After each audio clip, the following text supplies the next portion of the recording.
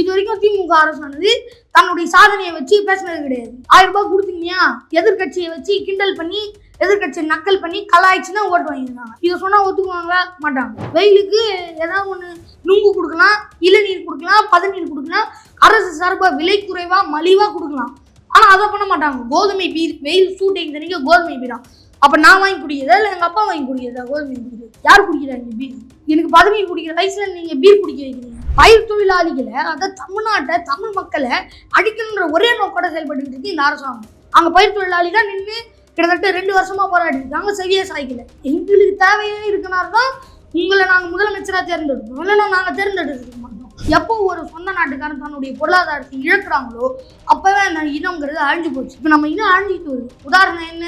வடகர்கள், சவுகார்பேட்டை, பொரசவாக்கம், வேப்பேரி எல்லாத்தையும் பிடிச்சிட்டாங்களே. இன்னைக்கு இருக்கக்கூடிய டாப் கிளாஸ் சிட்டிலாம் அவங்கள்ட்ட தான் இருக்கு. மக்கள் எடுத்துக்கிட்டீங்கன்னா மக்களுக்கு வந்து ஒவ்வொரு தேவைகளுக்கும் அவங்களுக்கு அதிகமான தேவை இருக்கு. இப்போ ரேஷனுக்கு போனீங்கன்னா எனக்கான ரேஷனை நீங்க கொடுத்துதான் ஆகணும். அதுக்கு தான் உங்களை நாங்கள் வந்து முதலமைச்சராக தேர்ந்தெடுக்கும். உங்கள் நடைமுறை அதுதான், உங்களுக்கு விதிகள் அதுதான். நான் வந்து ரேஷன் நாங்கள் போனால் நீங்களும் கோதுமை இருக்காது, எண்ணெய் இருக்காது, சக்கரை இருக்காது, அரிசி இருக்காது, இந்த மாதிரிலாம் சொல்லிட்டு நீ மாத கடைசியில் வருவேன் நான் கொடுக்கணுமான்னு கேட்பாங்க. முன்னெல்லாம் பார்த்தீங்கன்னா இப்போ அம்மாவை நாங்கள் போகிறேன்னு ஒரு போனால் ஒரு 6-7 மணிக்கு போகிறேன், பசிக்குது, சப்பாத்தி கொடுமானா சப்பாத்தி வச்சு சாம்பார் வச்சு கொடுப்பாங்க.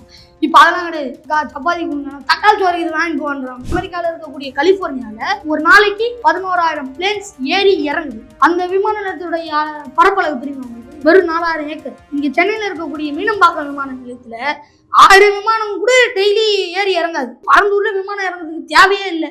அப்படி யார் அங்கே பரந்தூருக்கு வர போறான்னு தெரியல. அங்கே இறங்குறதுக்கு இவங்க 5000 ஏக்கர் நிலம் எடுக்கிறாங்க.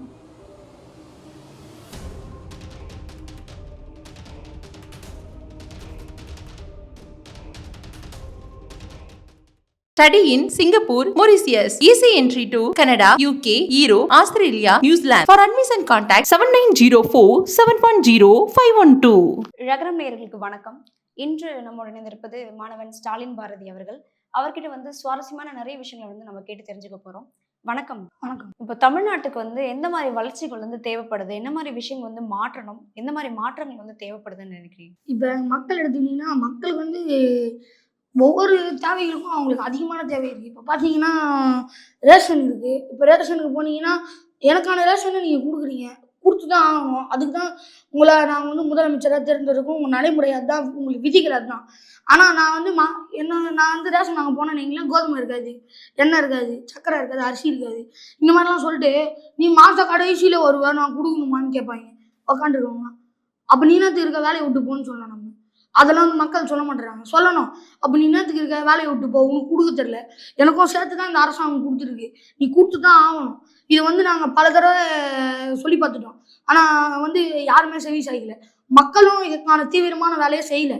இப்போ நிறைய விட எங்களுக்கு முக்கியத்துவம் கொடுக்கணும். முன்னெல்லாம் பார்த்தீங்கன்னா இப்போ அம்மாவை நாங்கள் போகிறேன்னு ஒரு போனால் ஒரு 6-7 மணிக்கு போகிறேன், பசிக்குது, சப்பாத்தி கொடுமானா சப்பாத்தி வச்சு சாம்பார் வச்சு கொடுப்பாங்க. இப்போ அதெல்லாம் கிடையாது. சப்பாத்தி கொடுங்க, தக்காளி சோறு இது வாங்கிட்டு போன்றாங்க. யார் கேட்டார் தக்காளி சோறு?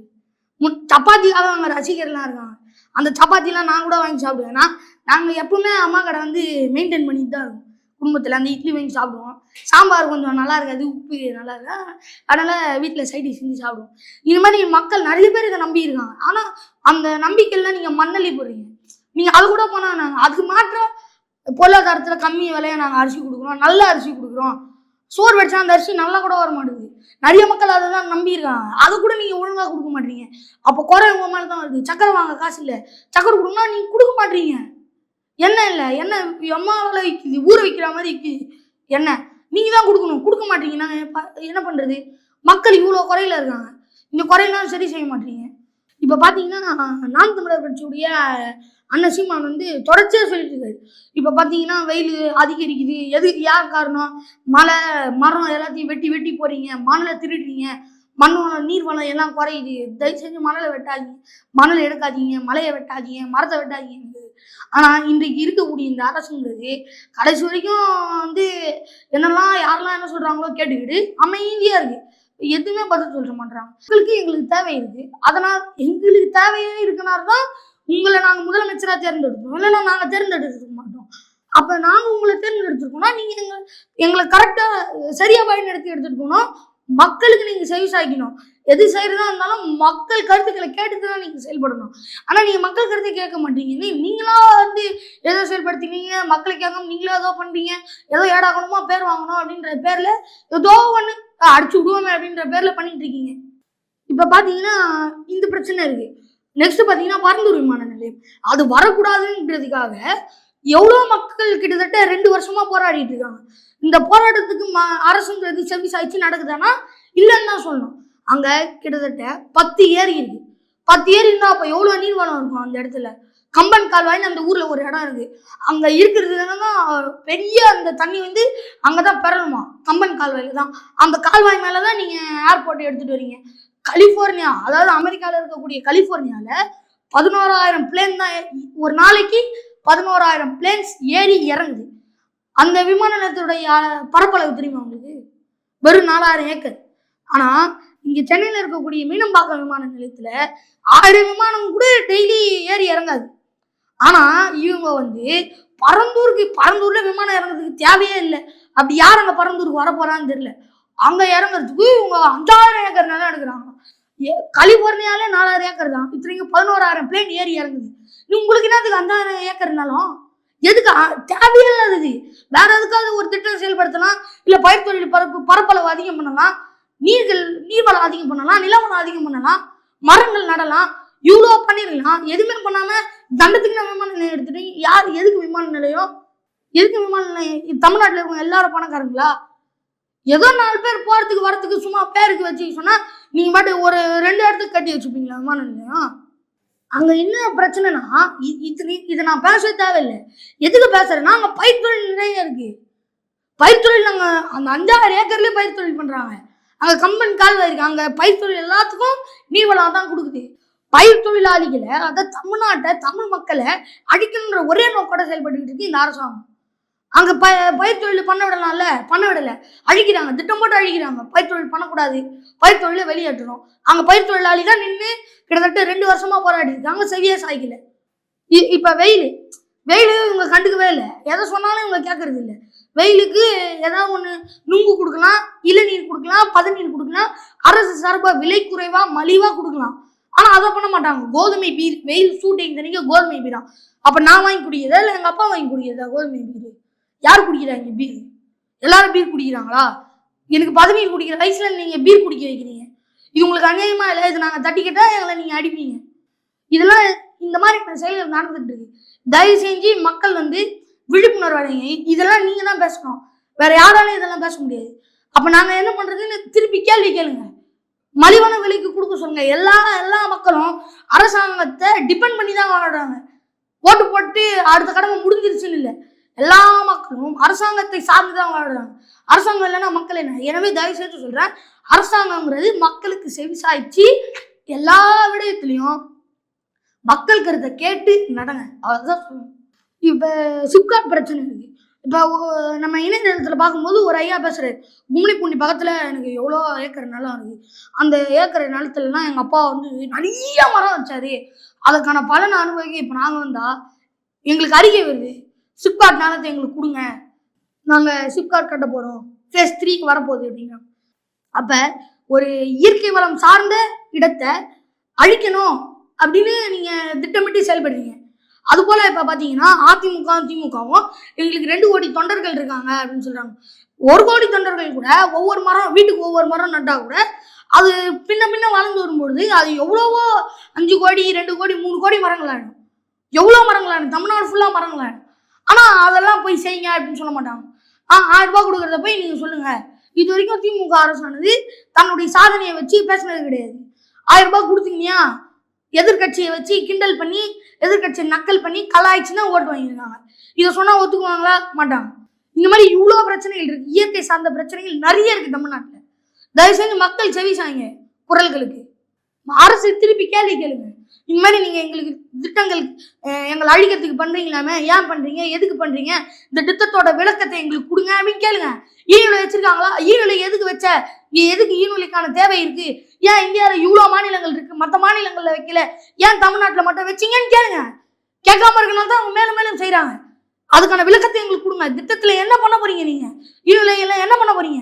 சம்பாதிக்க போறீங்களா, தமிழ் மக்களுக்கு லாபமா சொல்லுங்க அப்படின்னு கேட்டீங்கன்னா அவங்க சொல்லுவாங்க. எனவே தயவு செஞ்சு சொல்றேன், நீங்க கேட்க தான் அவங்க உண்மையை சொல்லுவாங்க, கேட்கலாம் சொல்லவே மாட்டாங்க. தயவு செஞ்சு கேளுங்க, உண்மையை கேளுங்க. நீங்க இவ்வளவு விஷயங்கள் சொன்னீங்க இல்லையா, இதுக்கெல்லாம் வந்து என்ன தீர்வுன்னு நினைக்கிறீங்க? தற்சார்பு பொருளாதாரம் தாங்க. இப்போ பார்த்தீங்கன்னா ஸ்டாலின் ஐயா அவர்கள் வந்து $1 trillion எக்கனாமி, $1 trillion எக்கனாமி அப்படின்னு சொல்லிட்டு போயிட்டு இருக்காரு. நல்லது நான் பாராட்டக்கூடிய திட்டம் தான். இந்த $1 trillion எக்கனாமியில இயற்கை வளரணும், கூலி தொழிலாளி வளரணும், இங்க இருக்கக்கூடிய பயிர் தொழிலாளி வளரணும், நாள்தோறும் வேலை செஞ்சு நாள்தோறும் செஞ்சாதான் வேலை, செஞ்சாதான் சோறு அப்படின்னு இருக்கவங்க வளரணும். இந்த மாதிரி இருக்கக்கூடிய அன்றாட காட்சிகள், பயிர் தொழிலாளிகள் இவங்க எல்லாரும் தற்சார்பு பொருளாதாரத்துல வரணும். எப்பவுமே ஒரு நாடு இருக்குன்னா அந்த நாடு கிட்ட பொருளாதாரம் இருந்தாதான் அந்த மக்கள் வளமிகுந்த மக்களா இருப்பாங்க. எப்போ ஒரு சொந்த நாட்டுக்காரன் தன்னுடைய பொருளாதாரத்தை இழக்கிறாங்களோ அப்பவே அந்த இனம்ங்கிறது அழிஞ்சு போச்சு. இப்ப நம்ம இனம் அழிஞ்சிட்டு வருது. உதாரணம் என்ன, வடகர்கள், சவுகார்பேட்டை, பொரசவாக்கம், வேப்பேரி எல்லா இடத்தையும் பிடிச்சிட்டாங்களே. இன்னைக்கு இருக்கக்கூடிய டாப் கிளாஸ் சிட்டிலாம் அவங்ககிட்ட தான் இருக்கு. அப்பார்ட்மெண்ட்லாம் போட்டு வைக்கிறாங்க, அப்பார்ட்மெண்ட்ல எல்லாரும் அவங்க தான் இருக்காங்க. அப்ப நம்ம என்ன முன்னேற்றத்துல இருக்கோம், என்ன முன்னேற்றம் அடைஞ்சிருக்கோம்? நான் மட்டும் முன்னேறினா போதாது, பக்கத்துல வடை சுடுது ஆயா, அவங்க கிட்ட வடை வாங்கி சாப்பிடுங்க. இல்லிக்காரங்க கிட்ட போய் பானிபூரி வாங்கி சாப்பிட்றான். நீங்க போய் அவன் 1க்கு 2 கடையா போடுறான், 4 கடையா போடுறான், இடத்த வாங்குறான், வீடை பிடிக்கிறான். ஆனா நம்ம ஆயா கடைசி வரைக்கும் வடை வித்து தான் பேரனு கூட ஃபீஸ் கட்ட முடியாம செத்து போகும். ரோட்ல இட்லி கடை போட்டிருந்த குடும்பம் கூட இவங்க பண்ண இந்த செயல்களால அழிஞ்சு போச்சு. ஆனா மக்கள் நீங்க விழிப்புணர்வு அடைஞ்சி பொருளாதாரம் நம்ம கிட்ட இருக்கணும், நான் முன்னேறணும் நினைங்க. நீங்க மத்தவங்க முன்னேறணும் அப்படின்னு கூட நினைக்காதீங்க. என் பிள்ளைங்க நல்லா இருக்கும், உங்க பிள்ளைங்களுக்காக தான் நீங்க கடைசி வரைக்கும் செயல்படுறீங்க. நான் நல்லா இருக்கணும், என் பிள்ளைங்க நல்லா இருக்கணும்னு செயல்படுங்க. உங்க பொருளாதாரத்தை உங்ககிட்டயே வச்சுக்கோங்க. இப்போ அண்ணாச்சி கடைக்கு போயிட்டு அண்ணாச்சி கூட அண்ணாச்சி நாளைக்கு தரேன் அப்படின்னு சொன்னா அண்ணாச்சி கொடுப்பாரு. அந்த வடங்க காசு கொடுத்துட்டு போ வாங்கிக்கோ சார் அப்படின்வான். அவன் கொடுக்க மாட்டான். ஏன்னா அவன் வேற இனத்தான், அவனுக்கு என்ன இங்க சூடு சொன்ன வெக்கமான அவனுக்கு எதுவும் கிடையாது, அவனுக்கு உறவு இருக்கா கிடையாது. ஆனா இங்க தமிழர்களுக்கு உறவு இருக்கு. இங்க மக்களோட மக்களை சேர்ந்து வாடணும், சூடு இருக்கு, சொரணம் இருக்கு. அவனுக்கு எதுவுமே கிடையாது. அங்க கடன் வைக்காதன்னு அவன் கடையில நம்ம நினைச்சு நாளைக்கு கொடுப்பா அப்படின்னு அதை அவன் சொல்லுவான், சொல்ல மாட்டான். அவன் எங்கேருந்தோ வந்தவன், நாடோடி.